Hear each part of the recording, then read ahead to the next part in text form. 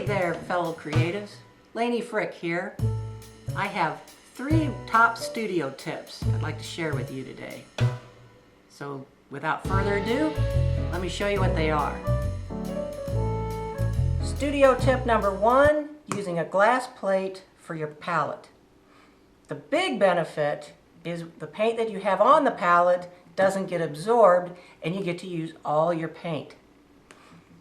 If you like the gray part, you can put Gray Matters paper, like I have, with the gray side up, on the underneath side of your glass, so then you have that gray neutral tone to work off of. Or you can paint your table, which I've done under this big piece of glass. I like to have 2 sizes of glass, one for a smaller table and one for my big table. If you use, this is just single strength picture glass, you want to soften the edges, take that sharp off. And I use, this is for metal. It's this real heavy duty sandpaper. And I just sand down the edge and sand off the corners really good. That way it doesn't have any sharp edges. And I've used these pieces of glass for years. So they work really well. The other benefit to using glass is cleanup. Once you're finished, you just let the paint dry. When you get ready to paint again, squirt it with your mister sprayer. I use a big bottle. And you're going to let it sit a little bit. And then I use a glass cleaner that has a one of those single blades in it. You can get these at the hardware store. And watch, it just comes right off. So easy. You just scrape it up and you're done. You're clean, you're ready to go. Even if the paint is thick, I'll pull this over a little bit. This is a little bit thicker paint. This has been on since yesterday. Look at that. It just comes right up. It's so easy. And you're not wasting a lot of paper towels with smeary paint all over the place. Another benefit to glass plate is your gel plate loves it. It sticks so strong to it.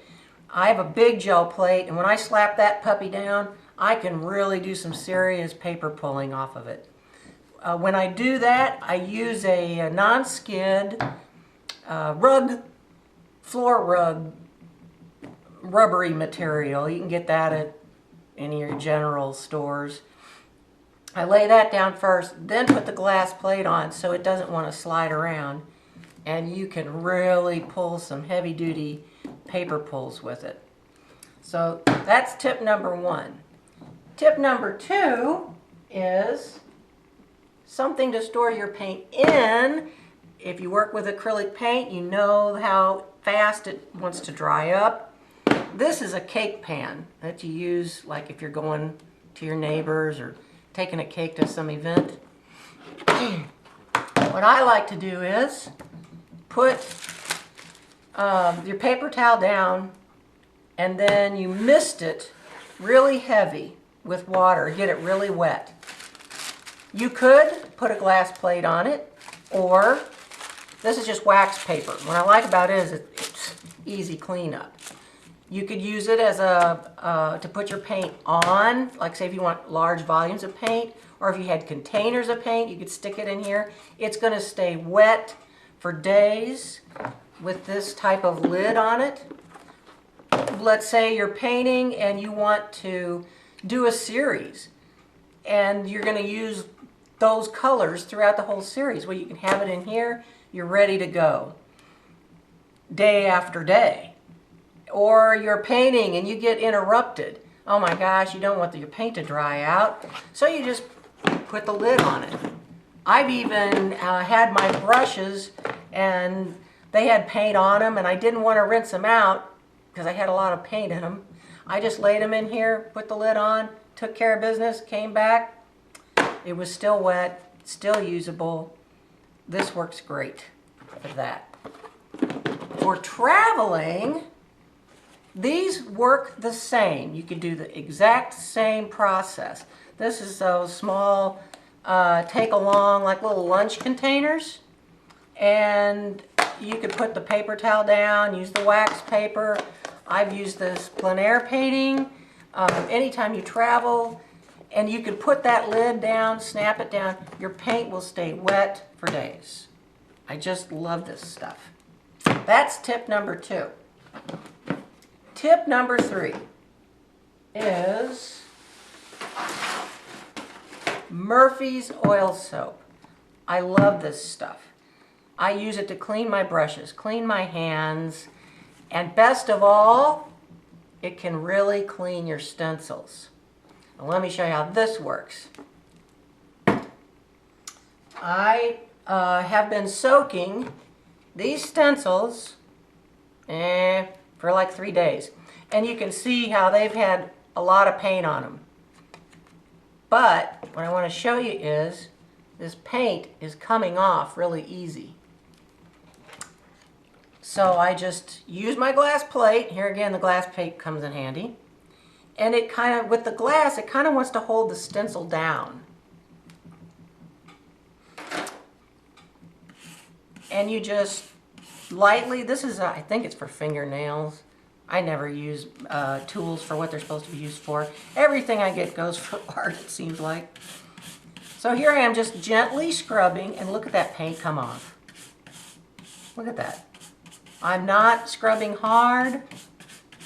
It just comes off. Here it is on the back side, a little bit there. Look.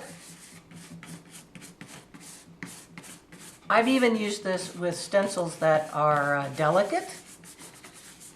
And as long as you use that Murphy's oil soap. Oh, the solution, I forgot to tell you that. The solution I use is,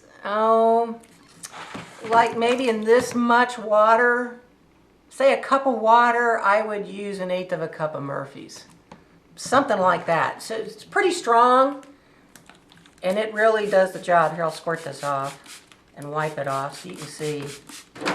I usually have 2 pans where I just dip it. But look how clean that got. Just from using Murphy's oil soap. And like I said, I just make the solution, stick my stencils that are all dried up and gommed up from paint, stick them in there. I've let them sit for at least a week sometimes. And that paint just slimes right off. Love it. All right.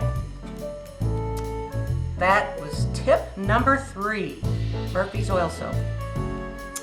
Well, there you have it. My 3 top studio tips to make your creative time fun and easy. And as always, have a colorful day.